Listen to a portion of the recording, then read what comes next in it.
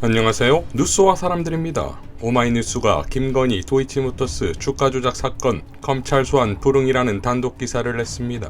서울중앙지검이 최근 김건희에게 비공개 소환을 통보했지만 김건희 측이 변호사 명의로 검찰에 불출석을 통보했다는 거지요. 이에 대해 김용민 의원은 이렇게 밝혔습니다. 정당한 이유 없이 소환에 불응하면 수사기관은 체포할 수 있습니다.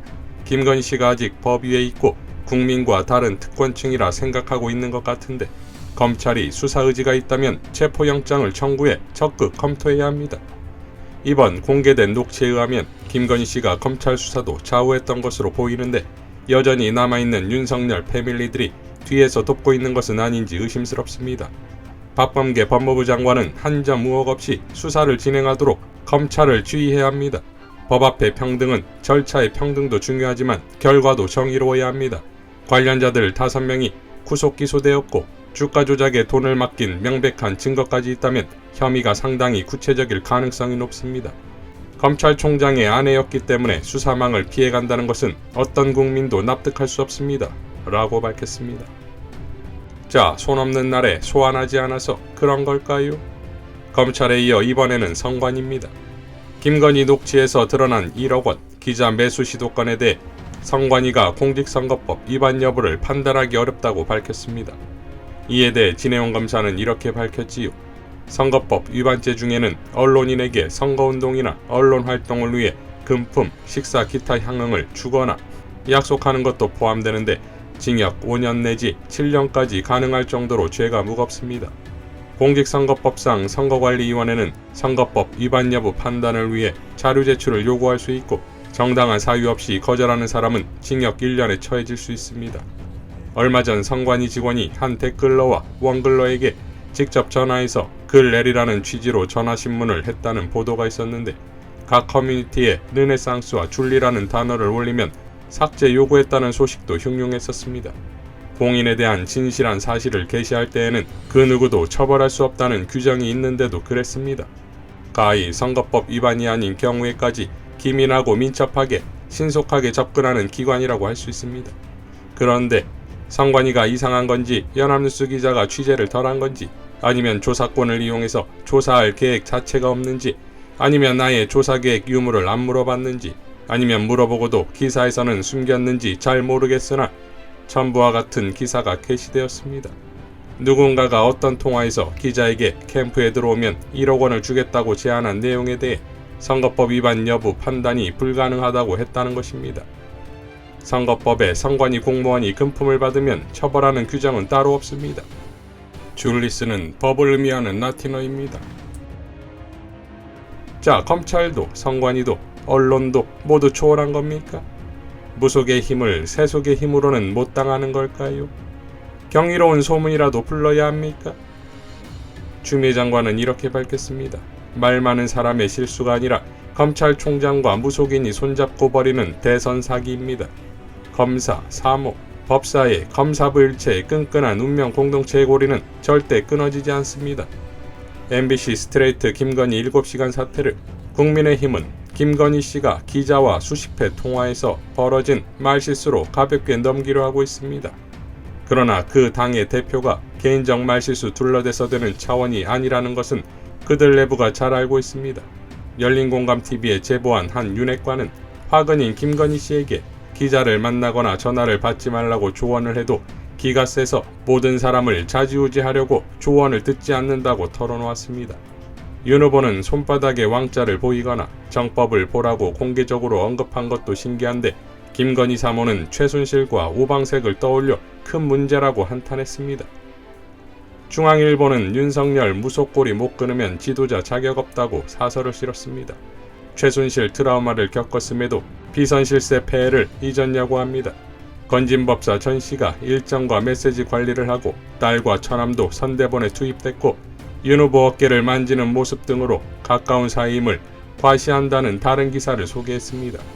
전 씨가 법당에서 무속 활동을 하고 마고할미 신상을 모시고 있고 윤 후보 주변에 무속 관련 인물이 20명이 넘는다는 의혹 보도도 소개했습니다. 중앙일보가 기사로서는 지적하지 못하고 대신 사설을 통해 때린 것입니다. 행정부 수반이자 국군 통수권자인 대통령이 정확한 정보와 판단력, 통찰력으로 결정을 내지 못하고 무속에 묻는다는 것은 국가 지도자가 될 자격이 없다고 일갈했습니다. 그런데 중앙일보의 바람대로 무속을 끊을 수가 없는 것이 문제입니다. 김건희 씨 자신이 무속적이고 절대적으로 의지하고 있고 정신세계와 삶 속에 무속이 스며들어 지낸 것으로 보입니다. 김건희 씨는 남편 윤석열을 바보라며 자신이 다 챙겨줘야 할 사람이라고도 했다고 합니다. 윤석열 후보를 김건희 씨를 법사들이 지배하고 있으니 그 고리는 끊어지지 않고 검사와 사모와 법사가 일체인 검사불체의 끈끈한 운명 공동체의 고리입니다. 그동안 침묵하고 방관했던 언론은 이제 적극적으로 취재하고 물어야 합니다. 대선 사기에 국민이 속지 않도록 언론의 활동을 촉구합니다. 라고 밝혔습니다. 자, 이해찬 대표도 이렇게 밝혔지요. 대선에 임하는 윤석열 후보와 국민의힘 행태를 보면 도대체 대통령 선거를 뭘로 하는 것일까 한심하기 짝이 없습니다. 대통령 선거는 향후 5년간 3천조 원은 훌쩍 넘을 국가 예산을 집행할 정부 수반을 선출하는 일입니다. 그런 큰 사업이기 때문에 정부는 대선관리 예산만 2,836억 원을 쓰고 정당 국고보조금과 선거운동 비용 보전까지 하면 4천억 원을 훌쩍 넘는 돈을 씁니다. 이 돈은 다 국민 세금입니다. 언론은 매일 후보와 캠프의 동향을 보도하고 국민들은 후보와 후보 가족, 캠프 구성원들의 말 한마디, 행동 하나하나를 주시합니다. 대선은 후보 개인의 일이 아니고 절대로 패밀리 비즈니스가 될 수 없습니다. 대선은 국가의 큰 공적 사안입니다. 이토록 큰 공적 사업이기 때문에 대통령 후보는 당연히 공인입니다. 선거운동을 하는 사람들도 공적의식을 가져야 합니다. 사적 욕심보다 국가 이익을 앞세워야 하고 삿된 이유로 세대 간, 남녀 간 갈등을 조장하고 국민을 갈라쳐서도 안 됩니다. 선거운동을 할 때도 방역수칙을 포함한 법과 규칙을 지켜야 하고 자신의 생각과 정책을 가급적 국민들께 소상히 말씀드려야 합니다. 사실 유권자도 공적 사업에 참여하시는 것입니다. 1인당 10,000원 내외의 세금을 부담하면서 참여하는 일이니만큼 나와 가족을 위해 어떤 사람을 대통령으로 뽑아야 일을 잘할지 꼼꼼하게 이성적으로 살펴보실 일입니다. 대통령 후보의 배우자도 당연히 공인입니다. 윤석열 후보는 자신의 아내일 뿐이며 제2부속실도 없애겠다는데 이는 윤석열 후보가 얼마나 국가 내치와 외교에 무지하고 무책임한지를 드러내는 말일 뿐입니다. 대통령의 배우자는 단순히 개인의 배우자가 아니라 국가 원수의 배우자입니다. 국내의 여러 공적 사업뿐만 아니라 국제 외교에서의 역할도 담당해야 합니다. 국내적으로는 사회적 약자들의 목소리를 전달하거나 공적 캠페인의 역할을 맡습니다. 미국 바이든 대통령의 부인인 질 바이든 여사는 백신 접종 캠페인에 큰 역할을 합니다. 특히 국제무대의 이른바 연성외교에서 배우자의 역할은 더욱 큽니다. 자국의 문화와 경제를 홍보하고 국제협력의 중요성을 친근하게 알리는 일은 주로 국가 원수의 배우자가 맡습니다. G20 국제회의에 배우자들은 그 나라를 대표하여 공식, 비공식 행사에 참여하고 배우자의 프로필과 행동은 그 나라의 품위를 보여줍니다. 영어로 대통령의 부인을 퍼스트 레이디라고 하는데 제일 높은 여성이란 뜻이 아니라 가장 큰 책임을 가진 여성이라 해석해야 합니다. 아니, 헌법상 직책도 없고 월급도 없이 그 책임을 맡으니 더욱 고귀한 일이라고 해야 하겠지요. 이런 책임을 맡을지도 모르는 후보의 배우자가 어찌 공인이 아닐 수 있겠으며 그 배우자의 말과 행동이 대통령 선거라는 공적 사업에 어찌 언론과 국민의 검증 대상이 아닐 수 있겠습니까? 대통령 선거에서 후보자의 배우자들은 국민 앞에 서서 자신의 생활과 생각을 공개하는 이유가 여기에 있습니다. 실제로 이재명 후보의 부인인 김혜경 씨는 지역을 방문하고 생활을 공개하며 안철수 후보 부인인 김미경 씨나 김동연 후보의 부인인 정우영 씨도 공인으로서의 책임을 다하고 있습니다. 그런데 유력 후보들 중 오직 윤석열 후보의 배우자인 김건희 씨만 보이지 않습니다. 34년 정치 생활에서 이런 대선은 처음 봅니다. 나서지 않은 것인지 못하는 것인지 그 내부 사정이야 모르겠습니다만 참으로 공인으로서 어울리지 않는 일입니다. 자신이 한 말인데 이를 공개하지 않겠다고 법원에 가처분 신청까지 내는 건 역시 공인으로서 차마 할 일이 아닙니다. 이런 짓을 한 윤석열 후보와 국민의힘 그리고 이런 일을 비판하지 못하거나 심지어 맞장구 치는 일부 언론은 부끄러운 줄 알아야 합니다.